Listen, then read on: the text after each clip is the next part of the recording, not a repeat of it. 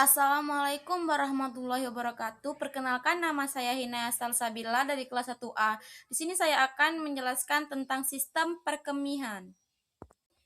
Sistem perkemihan terdiri dari ginjal, ureter, kandung kemih, dan uretra. Fungsi utama dari sistem perkemihan adalah untuk membuang produk limbah organik atau sisa metabolisme sel-sel tubuh. Beberapa fungsi lain yang tidak kalah penting adalah mengatur volume dan tekanan darah, mengatur konsentrasi ion-ion di dalam plasma, dan membantu menstabilkan pH darah. Setiap hari ginjal akan menyaring darah, mengirimkan toksin, sisa buangan metabolik, kelebihan cairan, dan ion keluar dari tubuh dalam bentuk urin. Ginjal, dalam bahasa Latin disebut ren, merupakan organ yang berperan sebagai pembentuk urin. Secara anatomi, letak ginjal adalah di dalam rongga perut pada bagian atas belakang, tepatnya di sebelah kiri dan kanan dari tulang belakang. Sehubungan dengan adanya organ hati, letak ginjal kanan sedikit lebih rendah dibandingkan ginjal kiri. Nah, teman-teman, ini adalah gambarnya ya. Bagian dalam ginjal dapat dibedakan atas bagian korteks dan medula yang bersama-sama membentuk parenkim ginjal. Bagian korteks ginjal terletak lebih superficial dan berwarna lebih terang. Bagian yang terletak lebih dalam dan berwarna lebih gelap disebut sebagai medula ginjal. Bagian medula terdiri dari beberapa bangunan berbentuk segitiga terbalik yang dinamakan piramida renalis. Di antara bangunan-bangunan piramida renalis ini terdapat bagian dari korteks yang menjorok masuk ke dalam medula disebut sebagai kolumna renalis. Setiap satu piramida renalis beserta dengan bagian korteks yang mengelilinginya merupakan satu lobus renalis. Masing-masing ginjal terdiri dari 5-11 lobus renalis. Nah, ini adalah gambar bagian dalam ginjal. Dalam sistem perkemihan, tugas utama ginjal adalah proses penyaringan, reabsorpsi, dan juga sekresi. Ketiga hal tersebut penting dalam pengaturan volume urin, keseimbangan elektrolit, dan keseimbangan asam basa. Secara terus-menerus, ginjal akan menyaring darah untuk membangun kelebihan garam, produk sisa atau limbah metabolisme, dan kelebihan air dengan cara membuangnya dalam bentuk urin.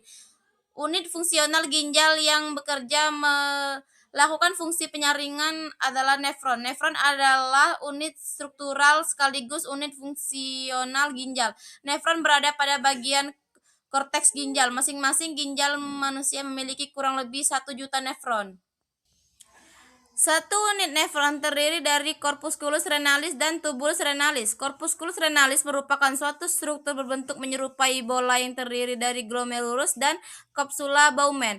Tubulus renalis. Tubulus contortus proximal. Contortus artinya bergelung. Lengkung Henle.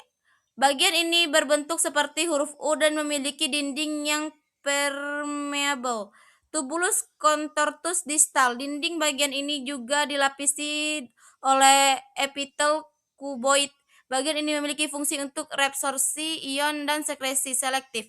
Ductus colligensus atau saluran pengumpul. Bagian ini bisa dikatakan berfungsi untuk menahan air saat tubuh harus menghemat air. Maka kelenjar hipofisis bagian posterior akan mengeluarkan hormon antidiuretik yang mengakibatkan permeabilitas saluran pengumpul dan juga tubulus contortus distal terhadap air meningkat sehingga air diserap dari filtrat pada saluran ini ke kapiler-kapiler di sekitarnya sehingga volume urin yang dihasilkan menjadi menurun.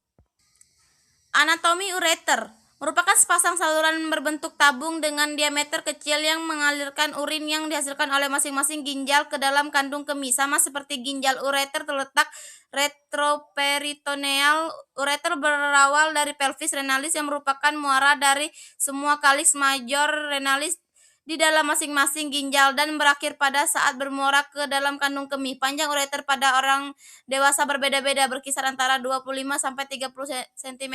Dinding ureter tersusun atas 3 lapisan.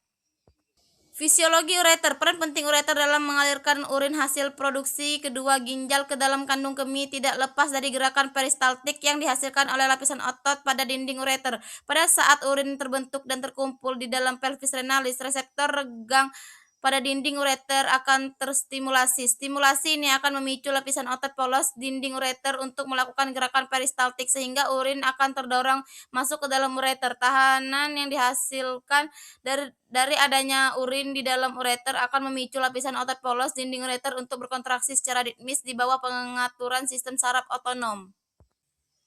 Kandung kemih merupakan organ muskular yang berperan sebagai tempat penampungan sementara urin sebelum dikeluarkan melalui proses berkemih atau miksi. Apabila dalam keadaan kosong tidak terisi urin, organ ini kempis dan terletak di dalam rongga panggul. Tetapi apabila dalam keadaan penuh, maka bentuknya menjadi hampir membulat dan bagian teratasnya yang disebut dengan fundus akan melewati tepi atas rongga panggul dan masuk dalam rongga abdomen. Daya tampung 193 kandung kemih berkisar antara 700 sampai 800 ml. Kandung kemih pada pria terletak di antara simfisis pubis di depan dan rektum di belakang, sedangkan pada wanita terletak di antara simfisis pubis di depan dan uterus di belakang. Berkemih atau disebut juga miksi dilakukan melalui campuran antara kontraksi otot yang terjadi secara sadar dan tidak disadari. Batas volume urin yang dapat ditampung oleh kandung kemih sebelum menimbulkan dorongan untuk miksi adalah sebanyak 200 sampai 400 ml. Saat volume urin yang terkumpul dalam kandung kemih sudah mencapai 500 ml, akan terjadi peningkatan tekanan di dalam kandung kemih yang akan menstimulasi reseptor regang yang terdapat di dalam dinding kandung kemih. Reseptor ini kemudian mengirimkan sinyal ke medula spinalis dan akan memicu refleks spinal, yaitu refleks berkemih. Uretra merupakan saluran berbentuk tabung mirip seperti ureter yang merupakan saluran keluar dari kandung kemih. Ujung akhir dari uretra disebut sebagai ostium uretra externus. Terdapat perbedaan anatomi antara uretra pria dan wanita. Pada wanita uretra lebih pendek. Uretra pada wanita juga tidak terbagi menjadi hanya terdiri dari satu bagian saja, sedangkan pada pria uretra lebih panjang dan dapat dibagi menjadi 4 bagian pars sesuai dengan perjalanannya.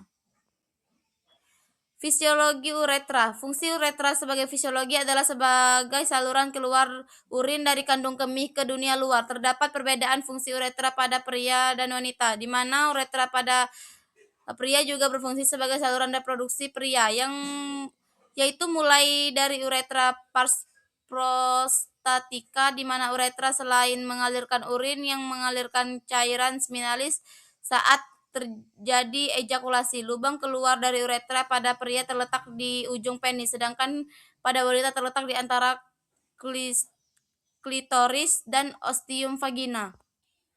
Proses filtrasi, reabsorpsi, sekresi. Filtrasi, proses penyaringan darah oleh glomerulus jaringan kapiler di kapsula Bowman terjadi di glomerulus dan kapsula Bowman. Hasil membentuk urin primer yang berisi air, glukosa, ion, dan limbah, sementara sel darah dan protein besar tertinggal di darah. Reabsorpsi, penyerapan kembali. Penyerapan selektif zat-zat yang dibutuhkan tubuh dan dari urin primer kembali ke aliran darah terjadi di sepanjang tubulus ginjal, terutama tubulus contortus proximal. Hasil memulihkan sekitar 99% air, glukosa, asam amino, dan ion penting seperti natrium, kalium, dan klorida. Sekresi atau pengeluaran. Pemindahan zat-zat sisa dan racun dari darah langsung ke dalam filtrat di tubulus ginjal. Terjadi di sepanjang tubulus ginjal. Hasil membuang sisa limbah metabolisme seperti ion hidrogen, kreatinin, amoria, obat-obatan, dan kelebihan kalium ke dalam filtrat membentuk urin sekunder. Sistem perkemihan adalah sistem saluran dalam tubuh manusia meliputi ginjal dan saluran keluarnya yang berfungsi untuk membersihkan tubuh dari zat-zat yang tidak diperlukan. Zat yang diolah oleh sistem ini selalu berupa sesuatu yang larut dalam air. Sistem ini terdiri dari sepasang ginjal dengan saluran keluar urin berupa ureter dari setiap ginjal. Ureter itu bermuara pada sebuah kandung kemih di perut bagian bawah di belakang tulang kemaluan. Urin selanjutnya dialihkan keluar melalui sebuah uretra. Urin yang keluar dari kandung kemih mempunyai komposisi utama yang sama dengan cairan yang keluar dari ductus colligensum. Tidak ada perubahan yang berarti pada komposisi urin sejak mengalir melalui kalix renalis dan ureter. Terima kasih, hanya itu yang dapat saya sampaikan. Apabila ada salah kata ataupun pengurangan, saya mohon maaf. Saya akhiri, wassalamualaikum warahmatullahi wabarakatuh.